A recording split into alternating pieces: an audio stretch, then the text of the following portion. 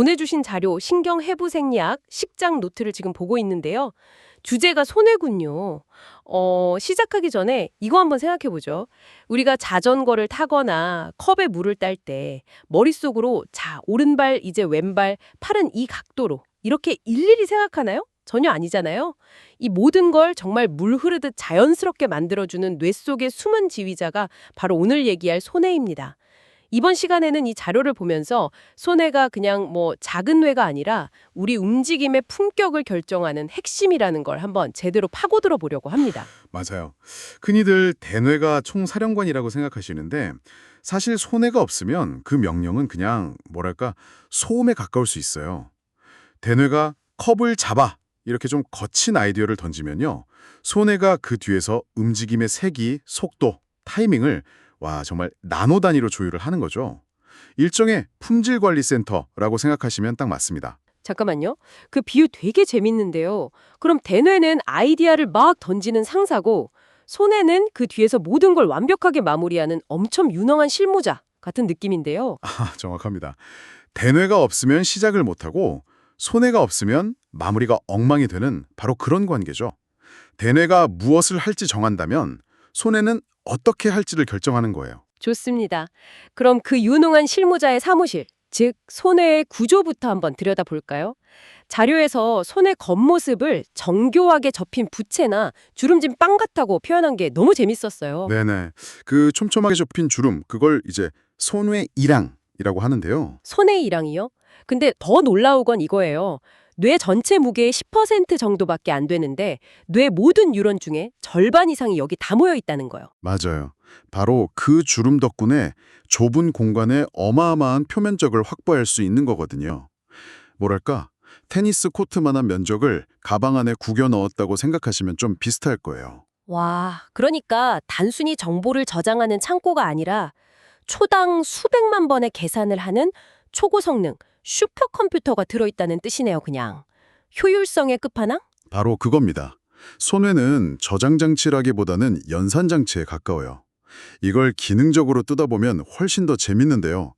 기능을 중심으로 보면 크게 세 구역으로 나눌 수 있습니다. 가장 안쪽 중심도, 모형 때문에 벌레라고 불리는 구역부터 시작하죠.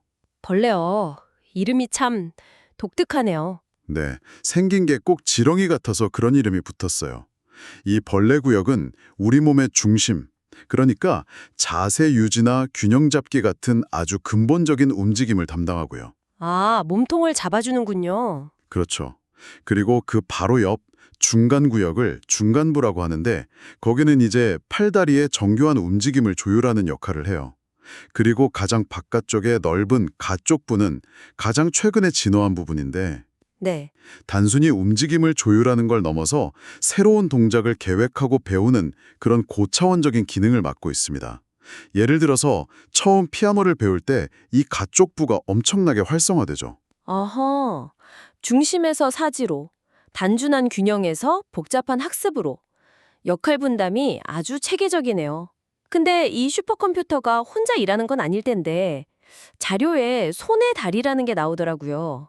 저는 이거 보자마자 컴퓨터 메인보드에 연결된 데이터 케이블들이 딱 떠올랐어요. 아주 적절한 비유입니다. 일종의 데이터 고속도로죠. 세 쌍의 굵은 신경섬유 다발이 있는데 가장 큰 중간 손의 다리는 대뇌에서 오는 정보를 받아요. 내가 이런 움직임을 계획하고 있어 하는 방대한 계획안을 받아들이는 주된 입력 포트입니다. 아, 본사. 그러니까 대뇌에서 내려온 사업계획서를 접수하는 창구군요. 맞습니다. 그리고 아래 손의 다리는 척수나 평형기관에서 지금 현장 상황은 이렇습니다 하는 실시간 감각 정보를 보고받는 또 다른 입력 포트고요. 네. 마지막으로 위손의 다리는 이 모든 정보를 종합해서 조율한 최종 수정안, 즉 이렇게 움직이는 게 가장 좋겠습니다라는 정제된 명령을 다시 본사와 현장으로 내려보내는 주된 출력 포트 역할을 하는 거죠. 입력 포트 2개, 출력 포트 하나. 정보 흐름이 명확하네요. 그럼 이제 그 슈퍼컴퓨터 내부의 핵심 칩셋은 어떻게 생겼는지 볼까요? 자료를 보니 프로키니의 세포라는 게 핵심 플레이어인 것 같아요. 네, 손해를 이야기할 때 이 프루키니의 세포를 빼놓을 수가 없죠. 모든 회로의 주인공이자 지휘자거든요. 가장 중요한 특징은 두 가지인데요. 첫째는 손의 겉질에서 나가는 유일한 출력 신호를 만든다는 점, 그리고 둘째는 그 신호가 항상 억제성이라는 점입니다. 억제성이요? 그게 정말 흥미롭네요. 보통은 뭔가를 하게 만드는 신호를 보낼 것 같은데 하지 마! 라고 소리치는 게 주된 역할이라니요. 바로 그게 손의 기능의 핵심입니다. 무조건 가가 아니라 불필요하거나 과도한 움직임을 멈춰라고 제어하는 방식으로 정교함을 만드는 거죠.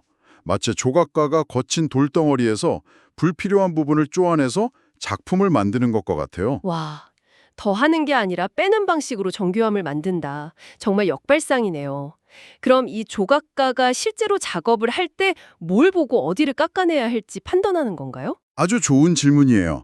바로 그 지점에서 손외의 실시간 오류 수정 기능이 빛을 발합니다. 자, 테이블 위에 놓인 물컵을 향해 손을 뻗는다고 한번 상상해 보세요. 대뇌에서는 저 컵을 향해 손을 뻗어라 라는 대략적인 명령을 내리면서 동시에 그 명령의 복사본, 즉 계획안을 손외에도 보내요. 네, 계획안이 접수됐군요. 그렇죠. 그러면 팔이 실제로 움직이기 시작하고 팔의 근육과 관절 센서들이 지금 팔이 이 정도 속도로 여기에 있습니다 하는 실제 상황 보고서를 손외로 보냅니다. 그럼 손외는 대뇌가 보낸 계획과 몸에서 올라온 실제 결과를 실시간으로 비교하는 거예요. 계획과 현실의 차이를 대조해서 그 갭을 메우는 거군요. 바로 그겁니다. 만약 손이 계획보다 너무 빨리 뻗어져서 컵을 지나칠 것 같으면 손외가 즉시 속도 줄여, 힘 빼 하는 억제 신호를 보내는 거죠.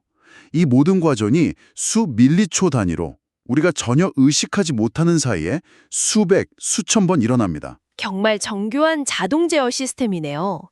자료를 보니 이 과정을 가능하게 하는 두 종류의 입력 신호가 있대요.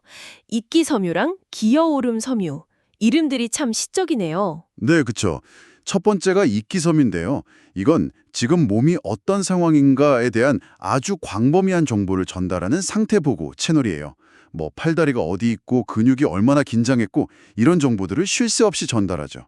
평상시의 배경소음 같은 겁니다. 그렇다면 기어오름 섬유는 뭔가 반대되는 개념일 것 같은데요. 정확해요.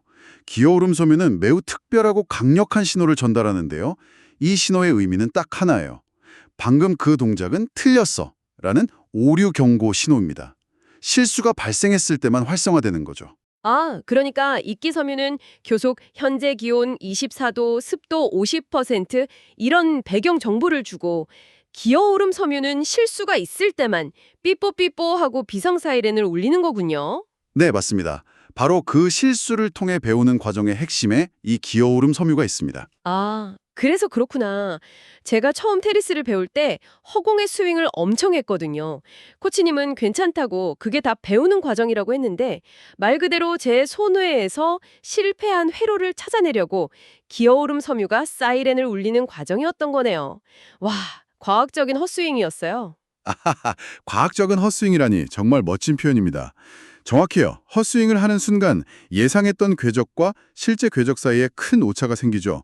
바로 이때 기어오름 섬유가 오류 경고 신호를 프로키니어 세포에 강력하게 전달합니다. 비상 사이렌이 울렸네요. 그 다음은요? 이 강력한 오류 신호가 아주 재밌는 변화를 일으켜요. 그 실수를 유발했을 때 함께 활성화됐던 입기 섬유와의 연결을 약화시켜버립니다. 이걸 이제 장기 저하, LTD라고 부르는데요. 쉽게 말해서 이 조합으로 신호를 줬더니 실수가 나왔네. 그럼 다음부턴 이 조합의 힘을 좀 빼야겠다 하고 회로 자체를 수정하는 겁니다. 성공한 회로는 놔두고 실패한 회로는 힘을 빼버리는 거군요. 맞습니다. 수많은 헛스윙이라는 오류 데이터가 쌓이면서 잘못된 회로는 계속 가지치기를 당하는 거죠. 결국엔 공을 정확하게 맞히는 최적화된 회로만 남게 되는 겁니다.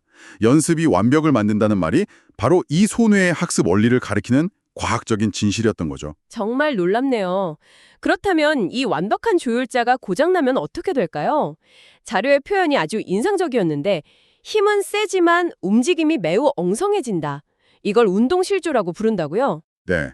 손해에 문제가 생겨도 근육 자체는 마비되지 않아서 힘은 그대로 있습니다. 하지만 그 힘을 조절하는 능력을 완전히 잃어버리는 거죠. 오케스트라의 지휘자가 갑자기 사라져버린 것과 같아요. 연주자들은 각자 소리를 낼 수 있지만 아름다운 화음이 아니라 불협화음만 만들어내는 상태가 되는 겁니다. 구체적인 증상들을 좀 더 쉽게 상상할 수 있게 설명해 주실 수 있을까요? 그럼요.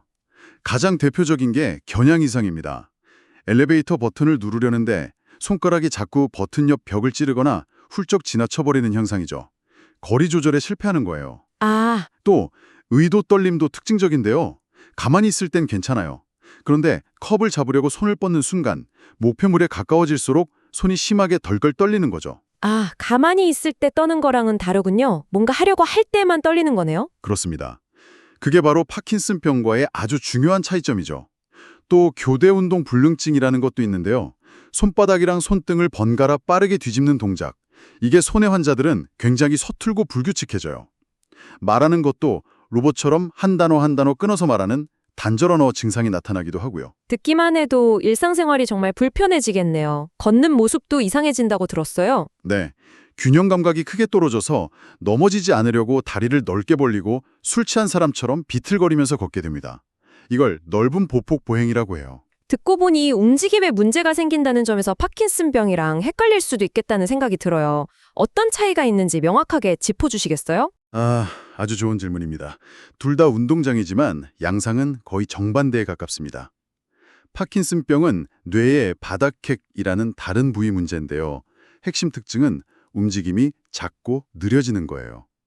행동을 시작하기 어렵고 걸음걸이가 종종걸음이 되고 표정도 무표정해지죠. 그럼 파킨슨병은 브레이크가 너무 세게 밟혀서 옴짝달싹 못하는 차 같고, 손의 문제는 핸들이나 엑셀이 고장나서 차가 제멋대로 흔들리고 울컥거리는 것과 비슷한 느낌이네요. 와, 완벽한 비유입니다. 그거면 충분해요. 파킨슨병은 움직임의 결핍이고 손의 문제는 움직임의 과행 또는 조절 실패인 거죠. 하나는 너무 안 움직여서 문제, 다른 하나는 너무 엉성하게 움직여서 문제인 겁니다. 명확하게 이해가 됐어요. 오늘 정말 많은 걸 배웠네요. 결국 손에는 우리 몸의 모든 움직임을 뒤에서 묵묵히 조율하고 다듬어주는 보이지 않는 마에스트로였어요. 우리가 의식하지 못하는 사이에도 끊임없이 오류를 수정하고 심지어는 그 과학적인 헛스윙을 통해 학습하면서 우리의 평범한 일상을 가능하게 만들어주고 있었던 거네요. 맞습니다. 마지막으로 생각해볼 거리를 하나 던져드리고 싶어요. 우리가 악기 연주나 스포츠처럼 오랜 연습을 통해 능숙해진 기술을 한번 떠올려 보세요. 처음에는 엉성했던 그 동작 하나하나가 세밀하게 다듬어져서 이제는 생각하지 않아도 몸에 익은 자연스러운 움직임이 되었을 겁니다. 그 전체 과정이 바로 당신의 손해가 수많은 작은 실수를 오류 신호로 감지하고 최적의 경로를 찾아온 눈물겨운 노력의 결과입니다. 그러고 보니 제가 매일 아침 거의 눈을 감고도 능숙하게 커피를 내리는 것도 제 손의 위대한 작품이었군요. 정말 감사해야겠네요. 바로 그겁니다. 그렇다면 이런 질문을 던져볼 수 있겠죠. 우리 뇌의 한 부분인 손에는 실수를 실패가 아니라 더 나은 움직임을 위한 가장 중요한 데이터로 활용합니다. 만약 우리가 삶의 다른 영역, 예를 들어 새로운 지식을 배우거나 인간관계를 맺는 과정에서도 손해처럼 작은 오류를 성장을 위한 필수적인 신호로 받아들인다면 어떨까요? 어쩌면 우리의 잠재력은 지금보다 훨씬 더 정교하게 조율될 수 있을지도 모릅니다.